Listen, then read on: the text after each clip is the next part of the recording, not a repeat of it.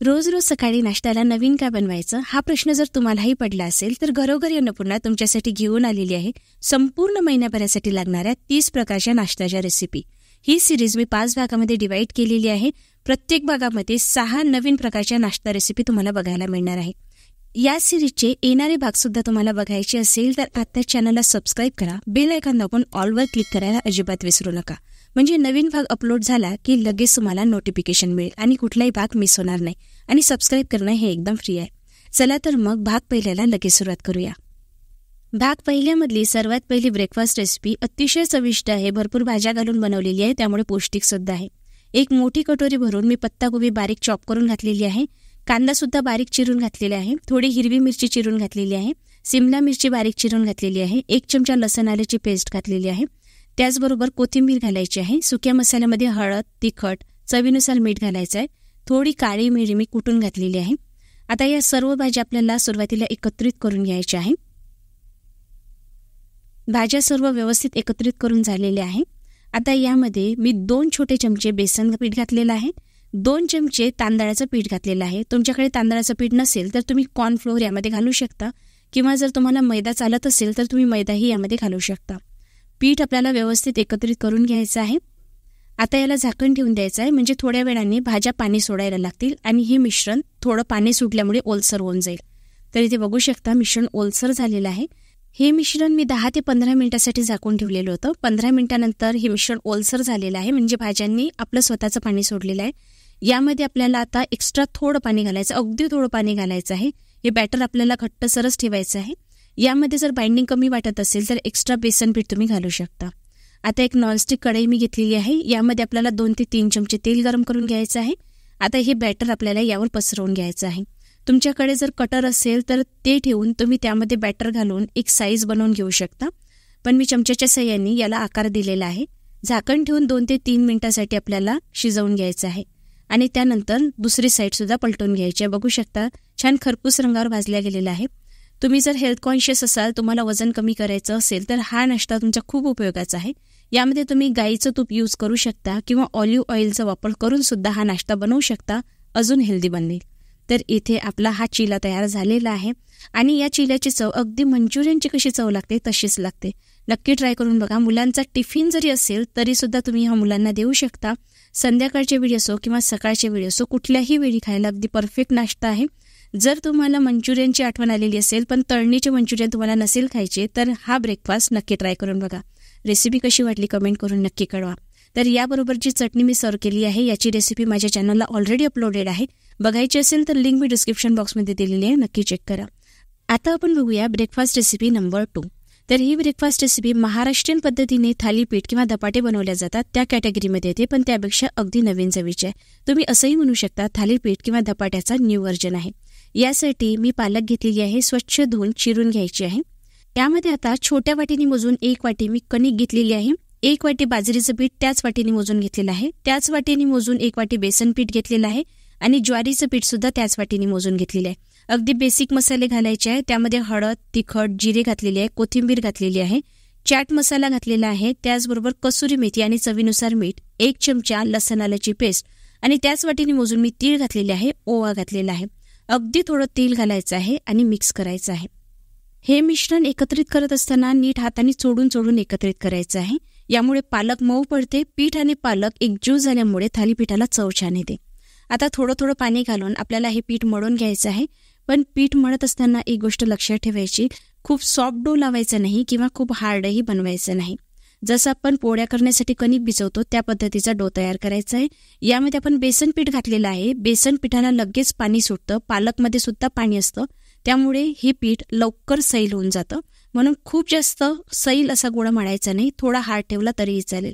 बघू शकता हा गोळा थोड्या वेळ मी झाकून ठेवलेला होता. फक्त 5 मिनिट झाकायचा आहे, जास्त वेळ झाकायचा नाही. आता आपण याचे छोटे छोटे गोळे तयार करून घेऊया.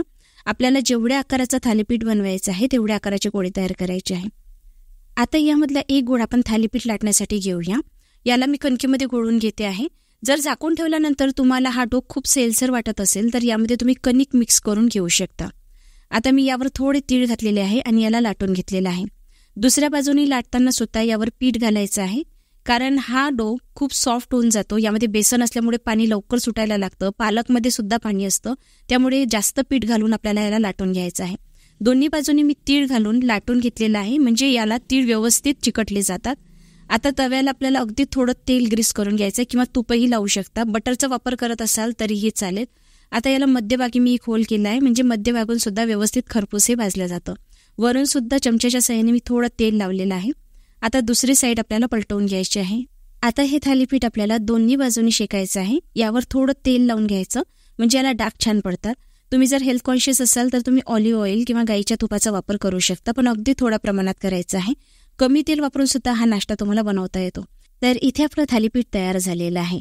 सकाळी जर तुम्हाला खूप घाई गडबड असेल, झटपट तुम्हाला जर नाश्ता तयार करायचा असेल तर ही परफेक्ट रेसिपी आहे. त्याचबरोबर पोटभरीचं आहे, पौष्टिक आहे, झटपट तयार करता येईल असं आहे. लहान मुलांचा स्कूल टिफिन असेल तर तुम्ही मुलांना सुद्धा देऊ शकता. जर तुम्हाला कुठे डबा पार्टीला जायचं असेल तर डब्यातही नेऊ शकता. ट्रॅव्हलिंगसाठी सुद्धा परफेक्ट आहे. नक्की ट्राय करून बघा. यानंतर आपण नाश्त्याचा तिसरा प्रकार बघतो आहे. याला मेथीचा चिला असं म्हटलं जातं. बनवायला अतिशय सोपं आहे. लहान मुलांच्या टिफिनसाठी परफेक्ट आहे.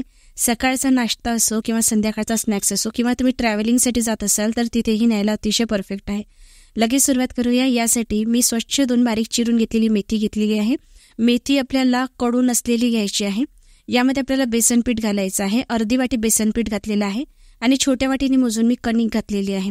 यामध्ये आता हळद, तिखट तुम्हाला जसं चवीनुसार आवडतं तसं घाला. यामध्ये 1 चमचा लसण आल्याची पेस्ट घातलेली आहे. यासोबतच 1 मोठी वाटी भरून मी तीळ घातलेली आहे. याचबरोबर आपल्याला ओवा घालायचा आहे, जिरे घालायचं आहे, चवीनुसार मीठ घालायचं आहे आणि अगदी थोडं तेल घालायचं आहे. सोबतच कोथिंबीर घालायची आहे. सर्व जिन्नस आपल्याला चोडून एकत्रित करायचं आहे. जसं मी पालकचं थालीपीठमध्ये तुम्हाला सांगितलेलं होतं, पालेभाजी व्यवस्थित पिठाबरोबर जर चोळून घेतली तर त्या थालीपीठाला, चिल्याला चव छान येते. यामध्ये आता थोडं करून पाणी घालायचं आहे. एका वेळी भरपूर पाणी घालायचं नाही. या चिल्याची जी थिकनेस आहे ती आपल्याला पातळ करायची नाही आहे. हे बॅटर आपल्याला थिक ठेवायचं आहे. अगदी पातळ नाही किंवा अगदी दाटसर सुद्धा नाही ठेवायचं आहे. थोडं करून मी पाणी घातलेलं आहे. झाकून आपल्याला 10 मिनिट ठेवायचं आहे. 10 मिनिटांनंतर बघू शकता. जर तुमच्याकडे अजिबात वेळ नसेल तर नाही झाकून ठेवलं तरीही चालेल. आता आपण चिला बनवूया. यासाठी मी इथे नॉनस्टिक तवा घेतलेला आहे. याला तेल ग्रीस केलेलं आहे. तुम्ही तूप लावून घेऊ शकता किंवा बटर आवडत असेल तर बटरही लावता येईल. यावर आता आपल्याला बॅटर पसरवायचं आहे. तर बॅटर आपल्याला अगदी पातळ करायचं नाही किंवा खूप दाटसर करायचं नाही. याची थिकनेस आपल्याला मीडियम ठेवायची आहे. तर सर्व बाजूने आपल्याला व्यवस्थित याला परतवून घ्यायचं आहे. यावर वरून मी तीळ घातलेलं आहे. जेव्हा वरची बाजू ओलसर असते तेव्हाच तीळ घाला, म्हणजे व्यवस्थित चिकटले जातात. थोडं तेल घालायचं आहे. वरील बाजू थोडी कोरडी दिसायला लागली की याला पलटवून घ्यायचं आहे आणि दुसऱ्या बाजूला थोडं तेल लावून घ्यायचं आहे. तर दोन्ही बाजूने खरपूस रंगावर आपल्याला याला भाजायचं आहे. छान तांबूस डाग पडायला लागेपर्यंत याला भाजायचं आहे. बघू शकता व्यवस्थित भाजून गेलेलं आहे. मेथी व्यवस्थित भाजल्या गेली, बेसन भाजल्या गेल्यामुळे याची चव खूप भन्नाट येते. तर इथे आपला चिला तयार झालेला आहे. हा मेथीचा चिला खूप पौष्टिक असतो. तुम्ही कुठल्याही सीझनमध्ये खाऊ शकता. वजन कमी करायचं असेल तरी सुद्धा परफेक्ट आहे. ट्रॅव्हलिंगसाठी परफेक्ट आहे. लहान मुलांच्या टिफिनसाठी सुद्धा अतिशय योग्य आहे. तर ही मेथीच्या चिल्याची रेसिपी तुम्हाला कशी वाटली मला कमेंट करून नक्की कळवा. आवडली असेल तर लाईक करून चॅनलला सबस्क्राईब नक्की करा. आता आपण नाश्त्याचा चौथा प्रकार बघूया. यामध्ये आपण काकडीचे चविष्ट थालीपीठ बनवतो आहे, जे अतिशय पौष्टिक आहे आणि एवढे चविष्ट लागते की लहान असो मोठे असो बनवताच काही मिनिटांमध्ये फस्त करतील. आणि ट्रॅव्हलिंगसाठी सुद्धा तुम्ही नेऊ शकता, लहान मुलांच्या टिफिनसाठी सुद्धा देऊ शकता. चला तर मग लगेच रेसिपीला सुरुवात करूया. यासाठी मी किचून घेतलेली काकडी घेतलेली आहे. यामध्ये बारीक चिरलेला कांदा घालायचा आहे. 1 छोट्या वाटीने मोजून बेसन पीठ घ्यायचं आहे. त्याच प्रमाणामध्ये मी कणिक घेतलेली आहे. 1 वाटीने मोजून आपल्याला तीळ घालायचे आहे. तीळ थोडे जास्त घालायचे, छान चव येते. धनेपूड घातलेली आहे. याचबरोबर चाट मसाला घातलेला आहे. याचबरोबर आपल्याला घालायचे आहे काही सुके मसाले. तिखट, हळद घातलेलं आहे, जिरं घातलेलं आहे, मीठ घातलेलं आहे, कसुरी मेथी घातलेली आहे आणि इथे मी लोणच्याचं तेल घालते आहे. लोणच्याच्या तेलामुळे या थालीपीठाला चव खूप छान येते. कुठलंही थालीपीठ असो, तुम्ही लोणच्याचं तेल जर उरलेलं असेल तर त्यामध्ये नक्की घाला आणि लोणच्याचा जो मसाला असतो तोही तुम्ही यामध्ये घालू शकता. खूप छान चव येते. नक्की एकदा या पद्धतीने थालीपीठ ट्राय करून बघा, तुम्हाला खूप आवडेल. तर आपल्याला हा गोळा पाणी न घालता मळायचा आहे. यामध्ये थोडं करून कणिक घालण्याची गरज तुम्हाला पडू शकते. बेसन घालू नका, बेसनाला लगेच पाणी सुटतं, त्यामुळे गोळा हा खूप सैलसर होऊ शकतो. तर यामध्ये आपल्याला गरज पडल्यास कणिक घालायची आहे. आणि जे काकडीमध्ये पाणी असतं त्यामध्येच हा गोळा मळून तयार होतो, त्यामुळे एक्स्ट्रा पाणी घालण्याची तुम्हाला गरज पडणार नाही. गोळा मळून झालेला आहे. वरून चिरलेली मी कोथिंबीर घालून परत एकदा मळून घेते आहे. मी कोथिंबीर घालायला विसरली होते, त्यानंतर घातलेली आहे. तर इथे आपला गोळा मोडून तयार झालेला आहे. आता याची एक छोटी गोळी आपण काढून घेऊया. तुम्हाला किती मोठ्या आकाराचा थालीपीठ बनवायचं आहे त्यानुसार गोळी काढायची आहे. आता आपण याचं थालीपीठ लाटून घेऊया. यासाठी आपल्याला एक पोळपाट लागणार आहे. यावर थोडी कणिक आपल्याला घालायची आहे आणि आता यावर आपल्याला ही थालीपीठ लाटून घ्यायचं आहे. तर थालीपीठ लाटत असताना तुम्हाला जर कडक थालीपीठ आवडत असेल, काही जणांना कुरकुरीत आवडतं, तर तुम्ही याला अगदी पातळ लाटू शकता. जर तुम्हाला मऊसूद हवं असेल तर मीडियम जाळ ठेवू शकता, त्यामुळे ही मऊसूद बनेल. आणि वरून छान आपण तीळ लावलेले आहे, यामुळे याला चवही खूप छान येते आणि थालीपीठ दिसायलाही खूप छान दिसतं.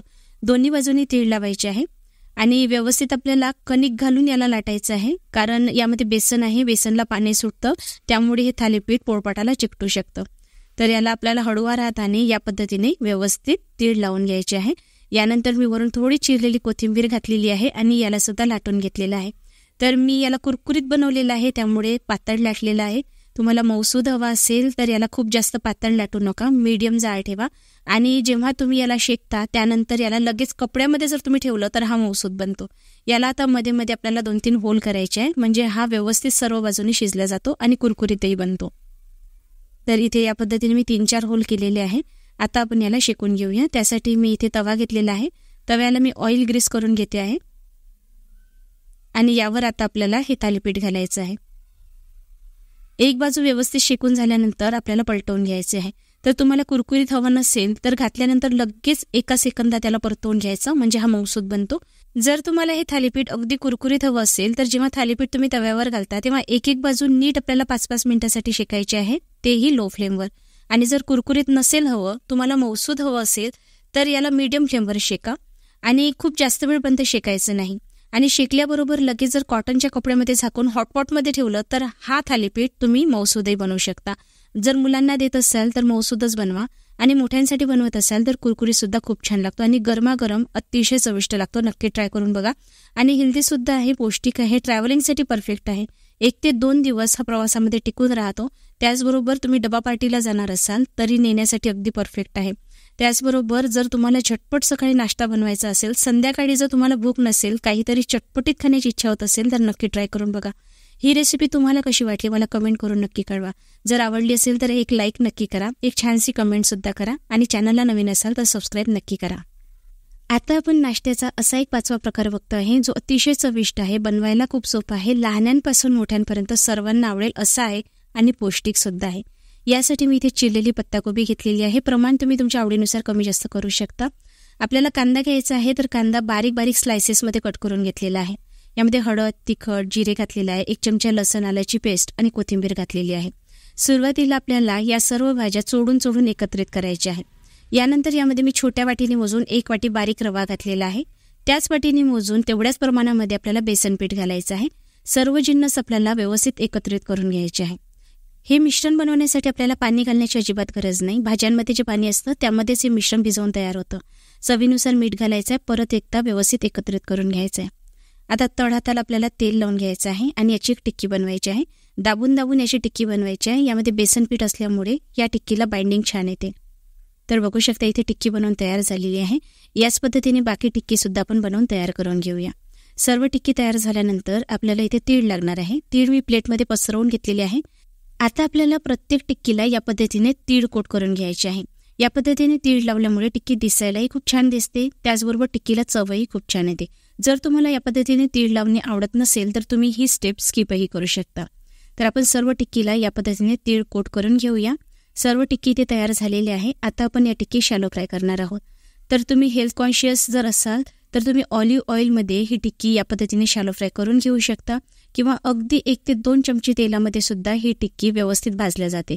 तर मी इथे शॅलो फ्राय करते आहे आणि ही सर्व टिक्की आपल्याला व्यवस्थित भाजायची आहे. छान कुरकुरीत होते, वरून कुरकुरीत दिसते आणि आतून छान मऊसूद बनते. लहान मुलांच्या टिफिनमध्ये द्यायला सुद्धा परफेक्ट आहे. लहान मुलांना अशा पद्धतीच्या टिक्की खूप आवडतात. यामुळे मुलांना तुम्ही भाज्याही खाऊ घालू शकता, त्याचबरोबर पौष्टिक अन्न देऊ शकता. तर अशा पद्धतीने सर्व टिक्की इथे शिकून तयार झालेले आहे. लहान मुलांसाठी जर हेल्दी ऑप्शन तुम्ही बघत असाल तर हे अगदी परफेक्ट आहे. लहान मुलांना या पद्धतीच्या टिक्की खूप आवडतात. त्याचबरोबर यामध्ये पालेभाजीचा वापर झालेला आहे. पत्ताकोबी भाजल्यामुळे आणि बेसन भाजल्यामुळे या टिक्कीची चव अतिशय भन्नाट लागते. नक्की ट्राय करून बघा. रेसिपी कशी वाटली कमेंट करून नक्की कळवा. आता आपण नाश्ता रेसिपीचा 6वा प्रकार बघतो आहे. ही रेसिपी सुद्धा आपण पत्ताकोबीपासूनच बनवतो आहे. अतिशय चविष्ट लागते. लहान असो मोठे असो, काहीतरी चमचमीत जर तुम्हाला खायचं असेल तर नक्की ट्राय करून बघा. इथे मी अर्धी पत्ताकोबी किचून घेतलेली आहे. याला थोड्या वेळ आपल्याला बाजूला ठेवायचं आहे आणि नंतर यातलं पाणी पिळून घ्यायचं आहे.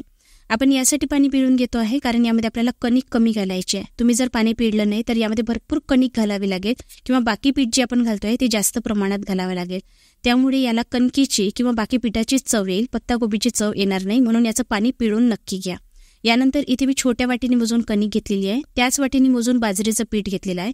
1 छोटा चमचा बेसन घालायचं आहे आणि ज्या वाटीने मोजून आपण बाजरीचं पीठ घेतलं त्याच्या अर्धी वाटी रवा घ्यायचा आहे. 1 चमचा तिखट, अर्धा चमचा हळद घातलेला आहे. चाट मसाला घालायचा आहे. नसेल चाट मसाला तर आमचूर पावडर घाला. 1 चमचा जिरे घालायचं आहे. 1 चमचा धनेपूड घातलेली आहे आणि इथे मी मॅगी मसाला घालते आहे. मॅगी मसाला नक्की घाला, यामुळे याला चव छान येते. वरून थोडं आपल्याला मीठ घालायचं आहे. 1 चमचा लसण आल्याची पेस्ट घालते आहे. सोबतच चिरलेल्या हिरव्या मिरच्या. लहान मुलांसाठी बनवत असाल, मिरच्या मुले खात नसतील किंवा तिखट खात नसतील तर तुम्ही स्किप करू शकता. यामध्ये आपल्याला पाणी घालण्याची काहीच गरज नाही. पत्ताकोबीमध्ये जे उरलेलं पाणी आहे त्यामध्येच हा गोळा मळून तयार होतो. आता हाताला ऑइल ग्रीस करायचं आहे आणि जसे आपण व्हेज कबाब बनवतो त्या पद्धतीने आपल्याला याला शेप द्यायचा आहे. तर मी इथे सिलेंड्रिकल शेप देते आहे. तुम्हाला राऊंड शेप आवडत असेल तर तसाही तुम्ही देऊ शकता. आता ही कबाब आपल्याला तळून घ्यायचे आहे. त्यासाठी मी कढईमध्ये तेल तापवायला ठेवलेलं आहे. तेल आपल्याला मीडियम फ्लेमवर गरम करायचं आहे आणि हलकंसं गरम असेल तेव्हा हे कबाब घालायचे आहे. खूप कडकडीत गरम तेलामध्ये घालायची नाही. सुरुवातीला गॅसची फ्लेम मीडियम करायची आहे. वरील कवर जेव्हा लालसर होतं त्यानंतर गॅसची फ्लेम अगदी लो करून तांबूस रंग येईपर्यंत आपल्याला याला तळून घ्यायचं आहे. कडकडीत तेलामध्ये जर तुम्ही हे कबाब घातले तर वरील बाजू जी आहे ती लालसर होईल पण आतमध्ये कच्चे राहतील. तर अशा पद्धतीने अगदी लो फ्लेमवर आपल्याला हे तळून घ्यायचे आहे. त्यामुळे हे आतपर्यंत छान शिजल्या जातात. इथे हा कबाब तुम्ही बघू शकता, वरून कुरकुरीत दिसतो आहे आणि आतपर्यंत व्यवस्थित शिजला गेलेला आहे. एकदा जर मुले खातील ना तर रोज टिफिनमध्ये मागतील. नक्की ट्राय करून बघा. रेसिपी कशी वाटली कमेंट नक्की करा.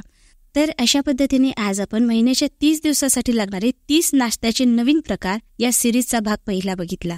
या पहिल्या भागामध्ये मी 6 अशा भन्नाट नाश्त्याच्या रेसिपी शेअर केलेल्या आहे ज्या लहानांपासून मोठ्यांपर्यंत सर्वांना आवडतील अशा आहे. काही रेसिपीज हेल्थ कॉन्शियस ज्यांना वेट लॉस करायचं आहे त्यांच्यासाठी सुद्धा परफेक्ट आहे. जे लहान मुलं असतील त्यांच्यासाठी सुद्धा परफेक्ट आहे. ट्रॅव्हलिंगसाठी असो किंवा तुम्ही कुठे डबा पार्टीला जाणार असाल त्यांच्यासाठी सुद्धा अतिशय परफेक्ट आहे. आणि ज्यांना सकाळचा नाश्ता पौष्टिक आणि पोटभरीचा करायला आवडतो त्यांच्यासाठी सुद्धा अतिशय योग्य आहे. रेसिपीज कशा वाटल्या कमेंट नक्की करा. आवडल्या असेल तर लाईक करा आणि या सिरीजचा येणारा भाग जर तुम्हाला बघायचा असेल म्हणजे भाग दुसरा तर चॅनलला सबस्क्राईब करून बेल आयकॉन दाबून ऑलवर नक्की क्लिक करा. चला तर मग लवकरच भेटूया पुढील भागासोबत. तोपर्यंत धन्यवाद.